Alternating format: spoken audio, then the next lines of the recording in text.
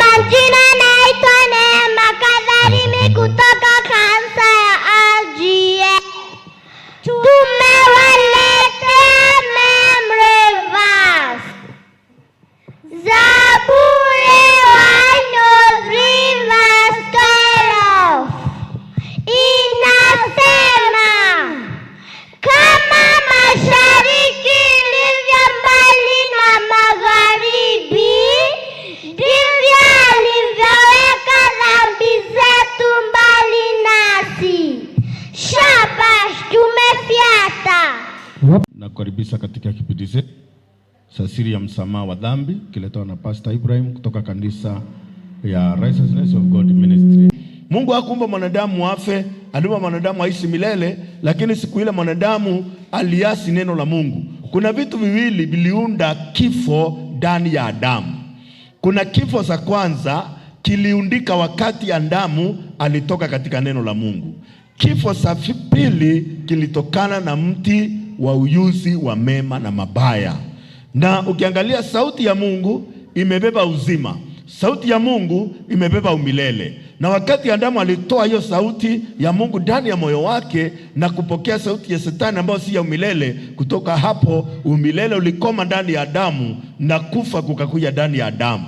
Jambo lingine lililofanyika, alipokula lile tunda mwili wake ulikufa.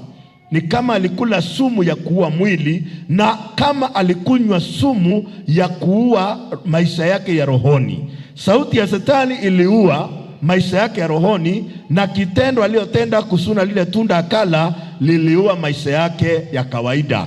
Na kutoka hapo kifo kikaingia duniani. Dhambi ilipoingia, mauti ikaambatana na dhambi, na kutoka hapo wanadamu wote wakawa wenye dhambi, na wanadamu wote wakawa watakufa. Na wanadamu wote wakawa wamekufa upande wa Mungu, na wakawa watakufa katika ulimwengu wa kimwili. Na kutoka hapo mauti ilipoingia, mwanadamu aliweza kutengana na Mungu. Ikawa Mungu na mwanadamu hawana mapatano, kwa sababu kati ya mwanadamu kumeingia dhambi. Na dhambi ilipoingia, ikawa mwanadamu na Mungu hawana mapatano, kwa sababu Mungu na mwanadamu hawawezi patana, kwa sababu Mungu ni mtakatifu na mwanadamu ni mwenye dhambi. Kwa hivyo mauti ilipoingia, dhambi ikaingia. Hebu tuweze kuangalia, tuone vile Biblia inasema kitabu cha Wakorintho. Tufungue kitabu cha Wakorintho wa kwanza 15 mstari wa 22. Tuone vile Biblia inasema. Kitabu cha Wakorintho 15 mstari wa 22. Inasema, kwa kuwa kama katika Adamu wote wamekufa, kadhalika katika Kristo wote wameuishwa. Maandiko inasema kwa kuwa kama katika Adamu wote wamekufa, uzao wote wa Adamu wamekufa. Na sisi sote tulisaliwa katika ukoo wa Adamu, na tulisaliwa tumekufa. Na ndio maandiko inasema katika Adamu wote wamekufa. Kupitia Adamu wote wamekufa. Dhambi ilipoingia, mwanadamu alikufa. Na ndio maandiko inasema katika Adamu wote wamekufa. Kwa hivyo sisi ni uzao wa Adamu, na sisi ambao ni uzao wa Adamu, baba yetu alimwasi Mungu, na alipomwasi Mungu, sisi sote tukasaliwa tukiwa na dhambi na tukiwa tumekufa. Upande wa Mungu tumekufa. Haijalishi tunatembea na miguu, tunaonekana kama tuko hai, lakini bado tumekufa, kwa sababu maisha yetu ya rohoni yamekufa. Kwa sababu ya baba yetu Adamu alipomwasi Mungu, kifo kiliundika kati ya sisi na Mungu. Kifo ni kuasana, vitu vili kwa pamoja vinaasana. Kwa hivyo wakati Adamu na Mungu waliasana, kifo kilipatikana. Na kutoka hapo Mungu akiangalia mwanadamu, anaona mwanadamu amekufa. Kwa sababu gani? Kuna mwanadamu ametengana na Mungu, mwanadamu amemwasi Mungu. Kutoka hapo Mungu anaona mwanadamu amekufa. Na ndio maandiko inasema, kwa kuwa kama katika Adamu wote wamekufa. Katika Adamu wote wamekufa. Lakini tukiangalia, kadhalika katika Kristo wote wameuishwa. Kwa hivyo Adamu alileta dhambi na akaleta mauti. Yesu na yeye alileta haki yenye uzima. Hakuleta haki haina uzima. Adamu alileta dhambi, na Yesu na yeye akaleta kuuishwa. Wale wamekufa wakafufuliwa. kupitia nani? Yesu Kristo. Haleluya. Hebu tuangalie kitabu cha Warumi 5 mstari wa 15. Warumi 5 mstari wa 15. Tuone vile maandiko inasema, lakini karama ile haikuwa kama lile kosa, kwa maana ikiwa kwa kukosa kwake yule mmoja wengi walikufa. Kwa kukosa kwake yule mmoja wengi walikufa. Zaidi sana kwa neema ya Mungu na kipawa kilicho katika neema yake mwanadamu mmoja Yesu Kristo imesidi kwa ajili ya wale walio wengi. Kiangalia, kwa kosa moja wengi wamekufa. Zaidi sana kwa neema ya Mungu na kile kipawa katika neema yake mwanadamu mmoja ambao ni nani? Yesu Kristo. Kuna Adamu wa kwanza na kuna Adamu wa pili. Adamu wa kwanza alileta dhambi na mauti. Adamu wa pili akaleta haki yenye uzima. Haleluya. Akaleta haki yenye nini? Yenye uzima. Adamu wa kwanza alituletea dhambi, na hiyo dhambi ikafikia watu wote, na watu wengi wanaishi katika Adamu wa kwanza, licha ya kuwa Adamu wa pili alikuja, lakini wanaishi katika Adamu wa kwanza. Ndio unapata mtu anasema mimi ni mwenye dhambi, hata kama anaenda kanisani bado anasema mimi ni mwenye dhambi, hata kama anaomba, hata kama ni mhubiri bado anasema yeye ni mwenye dhambi. Kwa mfano, sisi sote tumetoka kwa Adamu, awe Mwislamu, awe Msabato, awe mtu wa Sunday, sisi sote tumetoka kwa Adamu. Haleluya. Na ukitaka kuelewa sisi sote tumetoka kwa Adamu, ukienda kwa Waislamu wanasema ni wenye dhambi, ukienda kwa Wasabato wanasema ni wenye dhambi, ukienda kwa watu wa Sunday wanasema wao ni wenye dhambi. Kwa sababu gani wanasema wao ni wenye dhambi? Wanasema wao ni wenye dhambi kwa sababu ya baba yao anaitwa Adamu. Baba yao Adamu aliwausa katika dhambi, na ndio wanaishi kusema sisi ni wenye dhambi. Lakini hawayapata Adamu wa pili.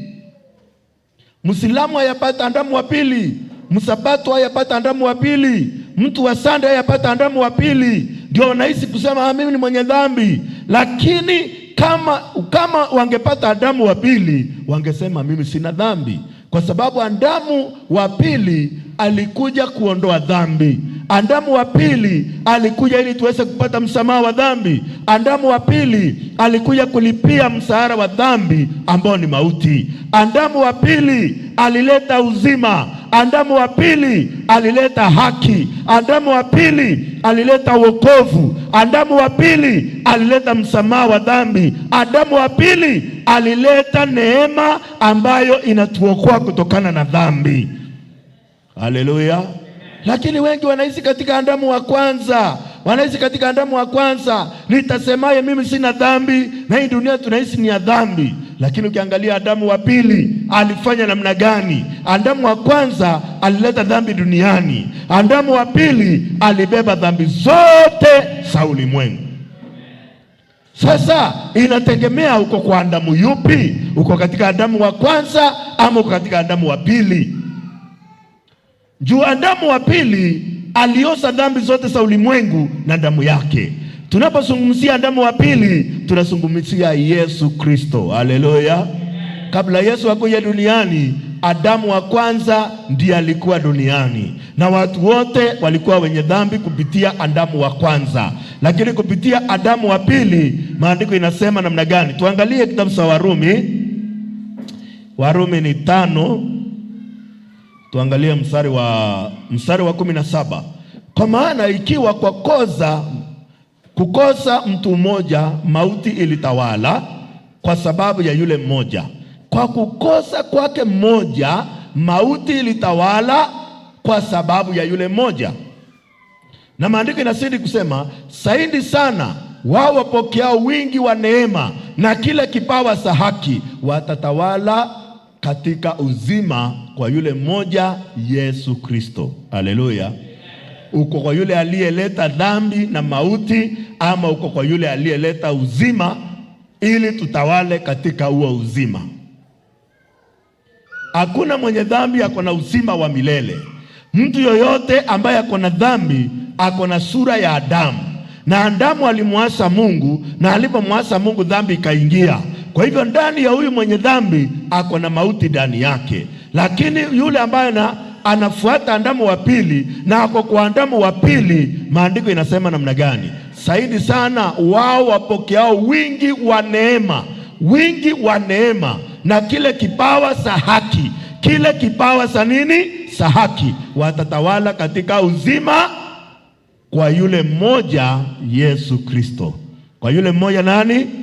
Kama vile dhambi ilitawala kupitia mtu mmoja, pia haki na uzima vitatawala katika mmoja ambao ni nani? Ni Yesu Kristo. Sasa mpendwa mtazamaji, uko kwa Adamu yupi? Uko kwa Adamu yule alileta dhambi ama kwa Adamu yule aliondoa dhambi?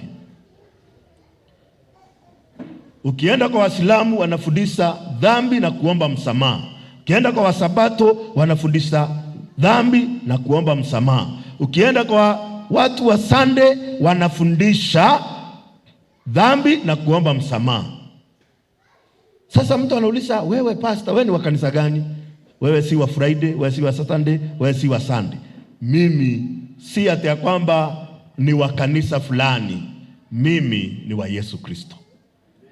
Na Yesu alisema tuombe siku zote. Hata kama naabudu Sunday na nikisema sina dhambi. Kwa sababu gani? Yesu alisukua dhambi zangu. Ndugu zangu ambao ni wa Sunday wanalia kila siku kwa sababu ya dhambi zao. Nani aliwaambia machozi yao yanaweza kuosha dhambi? Nani aliwaambia kulia kwao na maombi yao yanaweza kuosha dhambi? Walisoma kitabu gani machozi yao yataosha dhambi? Damu ya Yesu iliyomwagwa msalabani peke yake ndiyo iliosha dhambi mara moja na milele. Haleluya. Tutoke katika dini ya Adamu wapendwa, tuhamie katika dini ya Yesu Kristo. Mahali Yesu Kristo ametufanyia kazi yote. Mahali Yesu alikufa, mahali tulikuwa tufe, Yesu akafa kwa niaba yetu. Tulikuwa tufie dhambi yetu kwa sababu mshahara wa dhambi ni mauti. Lakini Yesu kwa kutupenda akakuja akabeba dhambi zetu. Na alipobeba dhambi zetu akafa kwa sababu ya dhambi zetu. Mahali nilikuwa nisulubiwe, mahali nilikuwa nipigwe, mahali nilikuwa nife, Yesu akafa kwa sababu yangu. Watu wengi hawaamini, licha kwa wanaamini Yesu, wanaamini jina la Yesu, lakini hawaamini kazi Yesu aliyoifanya. Na ndio Yesu alisema, msiponiamini mimi, aminini kazi zangu. Kama utaamini kazi ya Yesu, utatazama msalabani, utaona Yesu akisema yote yamekwisha. Haleluya. Ukiamini kazi ya msalaba utapata wokovu, na wokovu ambao utapata una uzima wa milele ndani yake. Amen. Kwa hivyo tukiangalia Biblia tunaona Adamu wawili. Adamu wa kwanza alileta dhambi. Hebu tuangalie Biblia, kitabu cha Wakorintho wa kwanza. Mpendwa mtazamaji na hapa kanisani, fungua Wakorintho wa kwanza 15 mstari wa 45. Ndivyo alivyoandikwa, mtu wa kwanza Adamu akawa nafsi iliyo hai, na Adamu wa mwisho ni roho yenye kuisha. Maandiko inasema ndivyo ilivyoandikwa, mtu wa kwanza Adamu akawa nafsi iliyo hai, na Adamu wa mwisho ni roho yenye kuisha. Angalia mstari wa 46, lakini hautangulii ule wa roho, bali ule wa asili, baadaye uja ule wa roho. Atangulii ule wa roho, anatangulia ule wa asili, ili baadaye aje ule wa roho. Mstari wa 47 ni wa muhimu. Mtu wa kwanza atoka katika nchi ya udongo, na mtu wa pili atoka mbinguni. Kwa hivyo hapa tunaona Adamu wawili. Tunaona aliyetoka katika udongo na yule aliyetoka mbinguni. Yule aliyetoka katika udongo alituletea dhambi na mauti. Yule aliyetoka mbinguni alituletea wokovu, akatuletea haki yenye uzima. Haleluya. Tukiangalia mstari wa 48 inasema, kama alivyo yeye wa udongo ndivyo walivyo wa udongo. Kama alivyo wa udongo ndivyo yeye aliye wa udongo alivyo. Ndivyo alivyo walio wa udongo. Na kama tulivyosukua, kama alivyo yeye wa mbinguni ndivyo walivyo wa mbinguni. Kama vile alivyo wa mbinguni ndivyo alivyo wa mbinguni. 49, Na kama tuliposukua sura yake yule wa udongo, kadhalika tutasukua sura yake yeye aliye wa mbinguni. Kama vile tulivyosukua sura ya yule Adamu wa kwanza, na sura tuliyosukua kwake ni ya dhambi, sura tuliyosukua ndani yake ni ya mauti. Maandiko inasema bila tulisukua hiyo sura, bila kung'ang'ana, bila kujitahidi kuwa mwenye dhambi au kujitahidi kuwa mwenye dhambi, lakini ulisaliwa kuwa mwenye dhambi. Watu wengi wanasema mtoto hana dhambi. Hebu niwaulize, kwa nini mtoto analia? Mtoto anasaliwa akilia. Kwa nini analia? Analia kwa sababu ya hasira. Hasira nayo ina masao ya nini? Ni masao ya dhambi. Hata ukiwa katika tumbo la mama yako ulikuwa mwenye dhambi, kwa sababu mbegu ya nasema kama bila tulisukua sura ya yule wa udongo, bila kung'ang'ana, bila kujitahidi, ndivyo tutakavyosukua sura yake yeye aliye wa mbinguni. Hatutang'ang'ana kusukua sura yake. Haleluya. Kwa hivyo sura ya yule aliyetoka mbinguni, hebu tuweze kuangalia sura yake kulingana na Biblia. Tuangalie sura yake yeye aliye wa mbinguni. Tuangalie kitabu cha Petro wa kwanza sura ya 2. Tunataka kuona sura yake yeye wa mbinguni. Mstari wa 22 inasema, na ninaomba tafadhali usukue hiyo, unafaa uinakili, kila mtazamaji afuatilie kwa screen. Yeye hakutenda dhambi wala udanganyifu au kuonekana kinywani mwake. Huyu ni yule wa mbinguni ambaye hakutenda dhambi wala udanganyifu kuonekana kinywani mwake. Huyu ni Yesu Kristo. Yesu Kristo hakuwa na dhambi, hakutenda dhambi. Yesu alikuwa mkamilifu. Na hii ndio sura ambayo maandiko inasema kama vile tulivyosukua sura yake yule wa udongo, ndivyo tutakavyosukua sura yake aliye wa mbinguni. Sasa sura ya aliye wa mbinguni ni hii. Sura ya yule wa kwanza, Adamu wa kwanza, ni dhambi na tuliisukua. Lakini tukienda kwa Adamu wa pili, tutasukua sura yake. Sura yake ni gani? Sura yake ni mtakatifu, sura yake ni mkamilifu, sura yake hana dhambi, hana udanganyifu katika kinywa chake. Haleluya. Tusindi kuangalia sura yake, kitabu cha waraka wa kwanza wa Yohana 3 mstari wa 5. Ninyi mnajua ya kuwa alidhihirishwa ili asiondoe dhambi, na dhambi haimo ndani yake. Hii ndio sura ya Yesu Kristo. Alidhihirishwa. Ninyi mnajua ya kuwa alidhihirishwa asiondoe dhambi. Yesu alidhihirishwa ili asiondoe dhambi, na dhambi haimo ndani yake. Ndani ya Yesu hakuna dhambi. Kwa hivyo hii sura ambayo tunapokea ya Adamu wa pili ni sura bila dhambi, kwa sababu yeye ana dhambi. Na ukiona wewe ni Mkristo na dhambi inakusumbua, imani yako iko na shida. Haujapokea sura yake aliyetoka mbinguni. Na ndio maandiko inasema ninyi mnajua ya kuwa alidhihirishwa ili asiondoe dhambi, na dhambi haimo ndani yake. Ndani ya Yesu Kristo hakuna dhambi. Haleluya. Hata Pilato alisema sioni hatia ya mtu huyu, ni mwenye haki. Yuda yule mwenye kumsaliti alipoona amekwisha kuhukumiwa, alijuta, akarudishia wakuu wa makuhani vile vipande 30 vya fedha, akasema nalikosa nilipoisaliti damu isiyo na hatia. Kwa hivyo Yesu alisunguzwa na wafalme, Yesu alisunguzwa na wanafunzi wake, Yesu alisunguzwa na kila mtu, akaonekana ndani yake ana dhambi. Na ndio maandiko yanasema kama vile tulivyosukua sura yake yule wa udongo, ndivyo tutakavyosukua sura yake aliye mbinguni. Ukiangalia katika maisha yako, je, umepokea sura ya Yesu Kristo ambaye yeye alidhihirishwa asiondoe dhambi na dhambi haimo ndani yake, au la? Tuangalie kitabu cha Wakorintho wa pili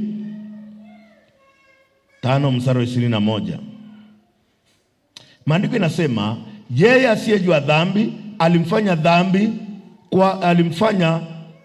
kuwa dhambi kwa ajili yetu, ili sisi tupate kuwa haki ya Mungu katika yeye. Yeye asiyejua dhambi. Yesu hakujua dhambi. Yesu hajui dhambi ni nini. Hajawahi tenda dhambi, kwa sababu ndani yake hana dhambi. So maandiko inasema yeye asiyejua dhambi alimfanya dhambi ili sisi tupate kuwa haki ya Mungu katika yeye. Haleluya. Yesu hakujua dhambi na hakuwa na dhambi. Alikuwa mtakatifu, alikuwa mwenye haki, alikuwa mkamilifu. Na hii ndio sura tunapokea. Kitabu cha Mathayo ni 5 mstari wa 48. Tuangalie hiyo. Tuone vile maandiko yanatuzungumzia sisi baada ya kupokea sura kamilifu ya Yesu Kristo. Hii ndio sura kamilifu ya Yesu Kristo. Maandiko yanasema, basi ninyi iweni wakamilifu kama Baba yenu wa mbinguni alivyo mkamilifu. Baba yetu ni mkamilifu na Yesu ni mkamilifu. Tunawezaje kufanyika wakamilifu? Tunawezaje kufanyika wakamilifu? Kufanyika mkamilifu si kwa matendo yako. Huwezi kamilika kwa sababu ya maombi yako. Huwezi kamilika kwa sababu ya kujitoa kwako. Huwezi kamilika kwa sababu umeombewa. Huwezi kamilika kwa sababu umeambiwa rudia nyuma yangu. Huwezi kamilika. Unaweza kukamilika kama baba yako namna gani? Angalia kitabu cha Waebrania. Tuone vile tunaweza kamilika. Tuangalia Waebrania 10 mstari wa 14. Maandiko yanasema, kwa maana kwa toleo moja amewakamilisha hata milele hao wanaotakaswa. Kwa toleo moja amewakamilisha hata milele hao wanaotakaswa. Watoto wa Mungu ni wale wamepokea Yesu Kristo ndani ya moyo wao, ambaye Yesu Kristo ni mtakatifu, ni mkamilifu, ni mwana wa Mungu. Unapompokea unapewa uwezo wa kuitwa mwana wa Mungu. Kitabu cha Yohana sura ya 1 mstari wa 12, maandiko yanasema, wote waliompokea aliwapa uwezo wa kuitwa watoto wa Mungu, ndio wale waaminio jina lake. Kwa hivyo tunapompokea Yesu ndani ya moyo wetu tunakamilika. Na ndio Yesu alikuja akatoa toleo moja inayodumu hata milele. Kwa hivyo Yesu alipokuja akatoa toleo moja. Ndio maandiko nasema, maana kwa toleo moja amewakamilisha. Haujakamilika kwa juhudi yako, haujakamilika kwa matendo yako. Umekamilika kwa kazi ya Yesu Kristo. Umekamilika kwa toleo moja ambayo Yesu Kristo alitoa. Sema amen. Na hujakamilika mara moja, hujakamilika siku moja ama mwaka moja. Umekamilika hata milele. Kwa sababu gani? Hebu tuone kwa sababu gani umekamilika hata milele. Mhubiri sura ya 3 mstari wa 14. Angalia ile kazi Mungu anafanya. Najua ya kwamba kila kazi aifanyao Mungu itandumu milele. Haiwezekani kuongeza kitu wala kuipunguza kitu, nayo Mungu amefanya hayo ili watu wamche yeye. Kazi ile Mungu anafanya inadumu milele. Kazi ile Mungu anafanya inadumu hata milele. Na Yesu alipokuja alitoa dhabihu moja inayodumu hata milele. Kwa sababu gani? Yesu alitoka mbinguni, alitoka kwa Mungu, ni mwana wa Mungu, alifanya vitu vya milele. Kwa sababu kazi ile Mungu anafanya inadumu hata milele. Mungu hawezi kusema umekamilika milele alafu kesho yake uwe hujakamilika, ama baada ya miaka 10 uwe ukamilifu umekwisha. Hapana. Mungu akisema milele ni kumaanisha hata ukitoka katika dunia hii uende dunia ile nyingine bado umekamilika hata milele. Umekamilika hata milele. Kwa hivyo kazi, najua kazi alifanywa Mungu inadumu hata milele. Haihitaji kuongezwa kitu wala kufunguzwa kitu na mtu. Kwa hivyo kazi ile Mungu amefanya haihitaji marekebisho. Haleluya. Angalia dunia ambayo Mungu aliiumba. Umeona malaika na wheelbarrow wakienda kulipea dunia mahali imemomoka? Kwa sababu kazi Mungu anayoifanya ni ya milele. Haleluya. Kazi Mungu anayoifanya ni ya milele. Wokovu ambao Mungu anakupatia ni wa milele. Haki ambao Mungu amekupatia ni ya milele. Uzima ambao Mungu amekupatia ni wa milele, kwa sababu yeye akaa milele. Haleluya. Hebu tuangalie Waebrania 7. Kitabu cha Waebrania ni 7 mstari wa tuanze 23. Maandiko inasema hivi. Maandiko inasema, tena wale walifanywa makuhani wengi kwa sababu walisuliwa na mauti wasikae. 24, bali yeye kwa kuwa anakaa milele anao ukuhani wake usiondoka. 25, naye kwa sababu hii aweza kuwaokoa kabisa wao wamjao Mungu kwa yeye, maana yeye yu hai siku zote ili awaombee. Wale walifanya makuhani wengi. Katika Agano la Kale kulikuwa na makuhani wengi kwa sababu walisuliwa na watu wasikae. Lakini maandiko yanasema bali huyu ana ukuhani wake usioondoka. Ukuhani wake ni wa milele. Si kama kuhani aliyekuwa anatoa dhabihu lakini kuna kumbukumbu ya dhambi kila mwaka. Huyu alipokwisha kutoa dhabihu moja tu inayodumu hata milele, aliketi mkono wa kuume wa Baba. Kwa sababu gani? Anafanya vitu vya milele. Haleluya. Naye kwa sababu hii anaweza kuwaokoa kabisa wao wamjia Mungu kwa yeye. Kwa hivyo ukienda Mungu kupitia Yesu Kristo anakuokoa mara moja na milele. Amen. Aweza kuwaokoa kabisa wao wamjia Mungu kwa yeye, maana yeye yu hai siku zote. Yesu hafi, ako hai siku zote ili akuombee. Amen.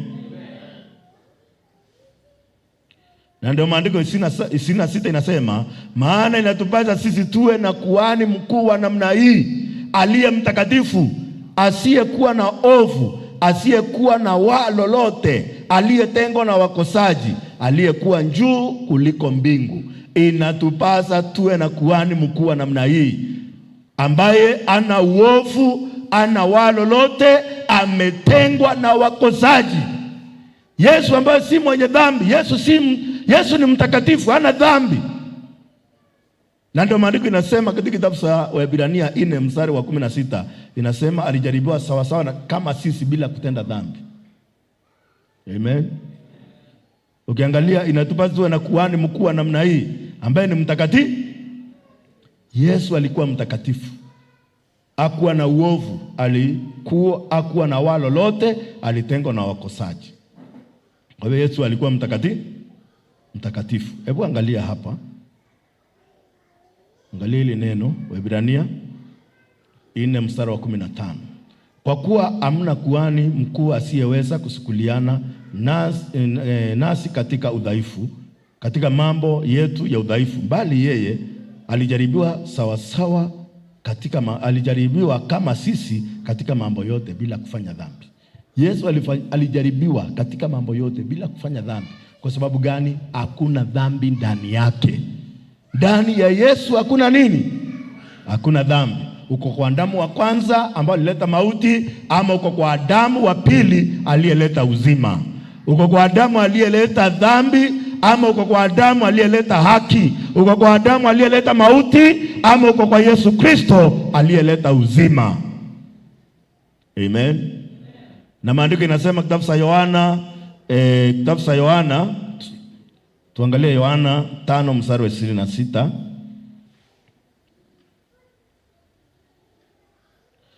Maandiko inasema, maana kama vile Baba alipe na uzima nafsini mwake, hivyo alimpa mwana kuwa na uzima nafsini mwake. Kama vile Baba alipe na uzima nafsini mwake, hivyo alimpa mwana kuwa na uzima nafsini mwake. Haleluya. Sasa uzima ulio ndani ya mwana tunaweza kuipokea namna gani? Unawezaje kuja kwetu? Tumeona Mungu amepatia mwana uzima, na sisi uzima ulio ndani ya mwana tunaweza kupokea namna gani? Kitabu cha Yohana 3 mstari wa 16, tuangalie hapo. Inasema, kwa maana jinsi hii Mungu alipenda ulimwengu, kutoka kwa Adamu aliyeleta mauti na kuhama kwenda kwa Yesu Kristo aliyeleta uzima. Mungu akubariki mpendwa mtazamaji. Naamini ya kwamba katika kipindi kijacho tutaendelea kujifundisha jambo hili mpaka uweze kufahamu vizuri ya kwamba bila dhambi zako zote ziliozwa, na bila uliruka kutoka mautini na kuingia uzimani. Tukimaliza tutasoma kitabu moja. Tutasoma kitabu cha Yohana, tukimaliza Yohana ni 5